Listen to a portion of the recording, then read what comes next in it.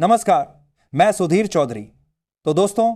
एक ओर भारत हवाई शक्ति के मामले में गर्व से तीसरा देश बना है और दूसरी ओर एक बड़ा खेल खेला गया है, एक बड़ी चाल चली गई है और वह खेल पूरी तरह से भारत के पक्ष में हुआ है। क्योंकि अब यूनाइटेड नेशन के सामने सिर्फ दो ही रास्ते बचे हैं कि या तो वह भारत को यूएनएससी का परमानेंट मेंबर बनाकर जितनी जल्दी से जल्दी हो सके उतनी जल्दी वीटो पावर भारत के हाथों में सौंप दे और भारत को एक नई वैश्विक शक्ति के रूप में उभरता हुआ स्वीकार करे, या फिर भारत जैसे ताकतवर देशों और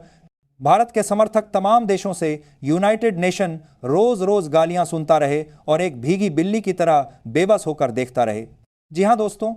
अब यूनाइटेड नेशन को लगातार धमकी और चेतावनी मिलना शुरू हो चुका है और इस बार यह कड़ी धमकी दी है भारत के बेहद साहसी विदेश मंत्री एस जयशंकर जी ने।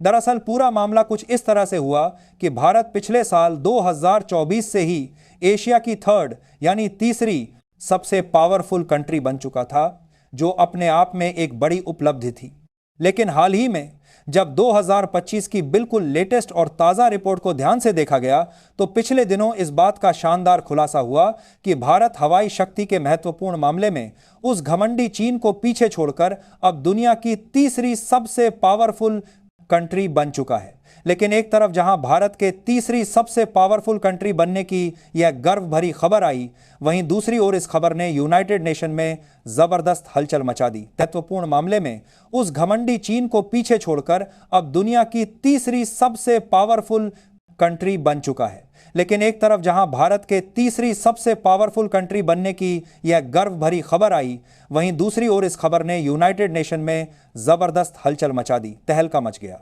क्योंकि दूसरी ओर भारत को यूनाइटेड नेशन में परमानेंट मेंबर बनाने और वीटो पावर दिलाने की गर्मागर्म बहस पहले से ही जोरों पर चल रही थी। लेकिन अब जब पूरी दुनिया ने अपनी आंखों से यह साफ साफ देख लिया है कि भारत थर्ड पावरफुल कंट्री बन चुका है, तो भारत के तेज तर्रार विदेश मंत्री एस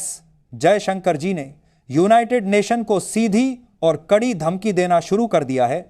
जिससे अब उनके सामने बस दो ही विकल्प बचे हैं कि या तो वह तुरंत बिना देर किए जल्द से जल्द भारत के हाथों में वीटो पावर की ताकत सौंप दें, या फिर भारत के साथ साथ दूसरे कई देशों से भी रोज गालियां और आलोचना सुनने के लिए तैयार रहें। तो आइए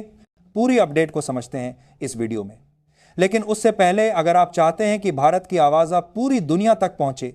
और हमारा देश हर क्षेत्र में आत्मनिर्भर बने, तो इस वीडियो को लाइक करें और सब्सक्राइब बटन दबाकर, और ना ही वीटो पावर की महत्वपूर्ण ताकत भारत के हाथों में सौंपी गई है। दरअसल वीटो पावर का सीधा और सरल मतलब होता है किसी भी प्रस्ताव या फैसले को रोकने का विशेष अधिकार। यानी अगर कोई देश या व्यक्ति किसी निर्णय को रोकना चाहे तो वह बस नहीं कहकर उसे ब्लॉक कर सकता है, रोक सकता है। दरअसल यह शक्तिशाली शब्द सबसे ज्यादा इस्तेमाल होता है संयुक्त राष्ट्र यानी यूएन में, खासकर सिक्योरिटी काउंसिल के महत्वपूर्ण फैसलों में। अगर सच्चाई देखी जाए तो संयुक्त राष्ट्र की सिक्योरिटी काउंसिल के 5 स्थायी सदस्य देश हैं, जिसमें भारत को छोड़कर चीन, अमेरिका, रूस, यूनाइटेड किंगडम और फ्रांस के पास ही यह खास अधिकार मौजूद है। इसका सीधा मतलब यही है कि इनमें से कोई भी एक देश अगर किसी प्रस्ताव के खिलाफ वोट कर दे तो वह प्रस्ताव चाहे कितना भी जरूरी क्यों ना हो, पास नहीं हो सकता। लेकिन अभी तक भारत के पास ऐसी कोई ताकत है ही नहीं, ऐसी कोई पावर मौजूद ही नहीं है जो इस तरह के किसी भी प्रस्ताव को रोक सके। यानी कि अगर कोई प्रस्ताव सीधे भारत के हित के खिलाफ भी आ रहा है तो भी चाहकर भी भारत यूनाइटेड नेशन के उस प्रस्ताव को रोक नहीं सकता, और इसीलिए वीटो पावर बेहद महत्वपूर्ण और जरूरी है, क्योंकि इससे महाशक्तियां किसी भी गलत निर्णय को तुरंत रोक सकती हैं, चाहे बाकी सभी सदस्य उससे सहमत ही क्यों ना हों। यही मुख्य वजह है कि कभी कभी यूएन में बहुत बड़े और महत्वपूर्ण फैसले अटक कर लटक जाते हैं। साथ ही यह शक्ति सिर्फ रोकने के लिए है। इसका मतलब यह बिल्कुल नहीं कि वीटो पावर वाला देश खुद पूरे निर्णय को बदल सकता है, बस वह प्रस्ताव को पास होने से रोक देता है। और वाकई में यही ताकत तो है जो भारत को सबसे ज्यादा चाहिए, जिसकी भारत को सख्त जरूरत है। क्योंकि कई ऐसे प्रस्ताव समय समय पर आते रहते हैं जिनसे भारत का सीधा नुकसान होता है, लेकिन चीन, अमेरिका और बाकी देशों का फायदा होता रहता है, तो उस प्रस्ताव को आसानी से पास कर दिया जाता है। वह तो भारत की खुशनसीबी और किस्मत है कि रूस जैसा मजबूत और भरोसेमंद देश पहले से यूनाइटेड नेशन का परमानेंट मेंबर है। तो ज़्यादातर समय यही होता है कि भारत के सीधे खिलाफ कोई बड़ा प्रस्ताव आसानी से नहीं आ पाता। लेकिन एक पल के लिए आप गंभीरता से सोचकर देखिए कि जिस यूनाइटेड नेशन में भारत ने शुरुआत से काफ़ी बड़ा और महत्वपूर्ण योगदान दिया, उसी यूनाइटेड नेशन ने भारत को अभी तक परमानेंट मेंबर बनाया ही नहीं, जबकि आज भारत दुनिया की चौथी सबसे बड़ी अर्थव्यवस्था बन चुका है। और भारत के पास भी ऐसी ताकत होनी चाहिए, ऐसी पावर, क्योंकि मान लीजिए आज रूस से दोस्ती है, मजबूत रिश्ते हैं, लेकिन कल भविष्य में दोस्ती रहे या ना रहे यह कोई नहीं जानता। तो अगर भारत के खिलाफ कोई भी प्रस्ताव या नया नुकसानदायक नियम अचानक लागू कर दिया गया तो भला भारत उसे कैसे रोक पाएगा, कैसे अपनी रक्षा कर पाएगा। फिलहाल जब पिछले दिनों यह गर्व भरी खबर पूरी दुनिया में फैली थी कि भारत ने चीन को पीछे छोड़कर हवाई शक्ति के महत्वपूर्ण मामले में तीसरा पावरफुल कंट्री बन चुका है, तो वहीं ठीक दूसरी ओर भारत के साहसी विदेश मंत्री एस जयशंकर जी ने यूनाइटेड नेशन को ऐसी सीधी और तीखी धमकी दे दी कि एक बार फिर से पूरे यूनाइटेड नेशन में जबरदस्त तहलका मच गया है और फिर से इस जरूरी बात की मांग जोर पकड़ चुकी है कि यूनाइटेड नेशन में जल्द से जल्द परिवर्तन किया जाए और भारत के हाथों में वीटो पावर की कमान तुरंत थमाई जाए। असल में भारत के तेज तर्रार विदेश मंत्री एस जयशंकर जी ने हाल ही में एक बेहद साहसिक और सीधी चेतावनी दी, क्योंकि उन्होंने बड़े ही स्पष्ट शब्दों में कहा कि अगर संयुक्त राष्ट्र में तत्काल और जरूरी सुधार नहीं हुआ तो यह पूरा संगठन धीरे धीरे बर्बाद हो सकता है, खत्म हो सकता है। दरअसल यूएन अभी भी 1945 की पुरानी वास्तविकताओं को दर्शाता है, उसी जमाने में अटका हुआ है, जबकि आज की दुनिया 2025 में बिल्कुल अलग हो गई है, पूरी तरह बदल चुकी है। और इसीलिए अब समय आ गया है कि सुरक्षा परिषद और अन्य महत्वपूर्ण संस्थाओं में बड़े बदलाव लाए जाएं, ताकि वैश्विक चुनौतियों का सही और प्रभावी समाधान मिल सके।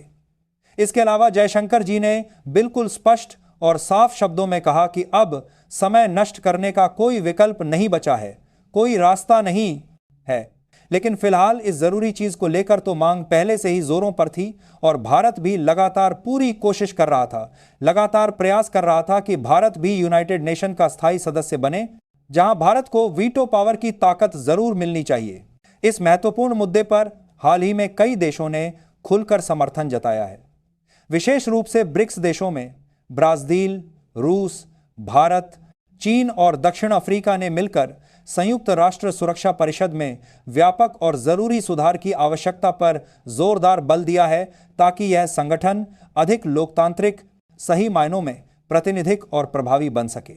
इन सभी देशों ने विकासशील देशों के उचित प्रतिनिधित्व की जरूरत की बात की है, जिसमें भारत की स्थायी सदस्यता प्राप्त करना सबसे पहले शामिल है। इसके अलावा रूस ने भी कई बार भारत की स्थायी सदस्यता के लिए मजबूत समर्थन दोहराया है।